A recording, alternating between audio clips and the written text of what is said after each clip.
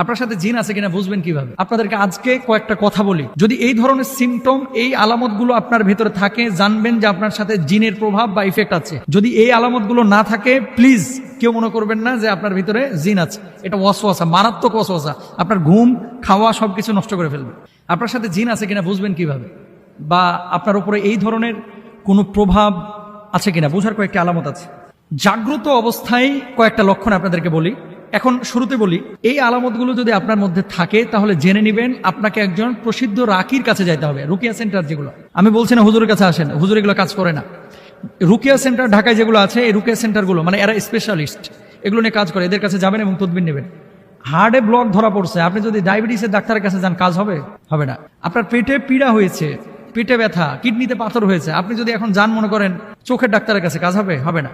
তো যারা রুকিয়া সেন্টারে কাজ করে এরা এগুলো নিয়ে স্পেশালিস্ট, মানে এগুলোর বিষয়ে তারা বিশেষজ্ঞ, তাদের কাছে যাবেন এবং কাজ করবেন।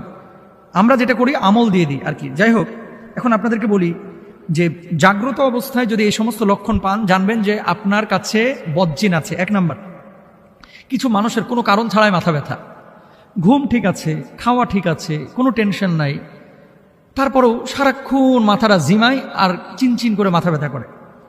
চোখ কান এগুলোর সমস্যাই না, এমনিতে মাথা ব্যথা করছে।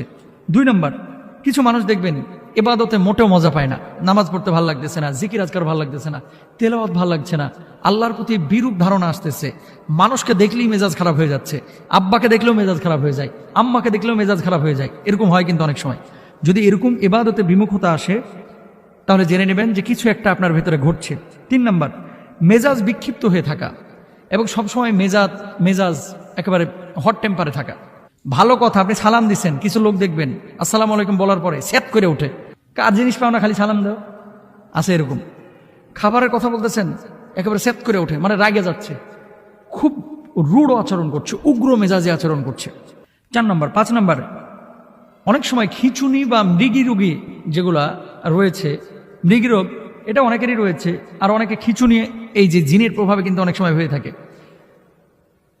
6 নম্বর, হঠাৎ অজ্ঞান হয়ে যাওয়া, গাড়িতে বসে আছে কোনো কারণ ছাড়া অজ্ঞান, দাঁড়ায় আছে কথা বলতেছে কোনো কারণ ছাড়া অজ্ঞান হয়ে যাচ্ছে, রাত্রিবেলায় দাঁড়ায় দাঁড়ায় গল্প করতেছে কোনো কারণ ছাড়া অজ্ঞান হয়ে যাচ্ছে। 7 নম্বর, শরীরের কোনো অঙ্গে সবসময় ব্যথা থাকা কিংবা বিকল হয়ে যাওয়া, অথবা ছোপ ছোপ কিছু দাগ দেখতে পাওয়া। রাত্রিবেলায় ঘুমিয়েছেন আপনি, হঠাৎ আপনার শরীরের উপর আঁচড় দিয়েছে, মনে হচ্ছে কেউ একটা খামচি দিয়েছে। ইভেন আমি নাম বললে চিনে যাবেন। আমরা যে বিদেশে সফরে যাই, অনেক সময় এমনটা হয়েছে যে আমাদের সাথী পাশের বেডে শুয়ে আছে, পাশে আমি শুয়ে আছি, সকালবেলায় দেখতেছি পায়ের এখানে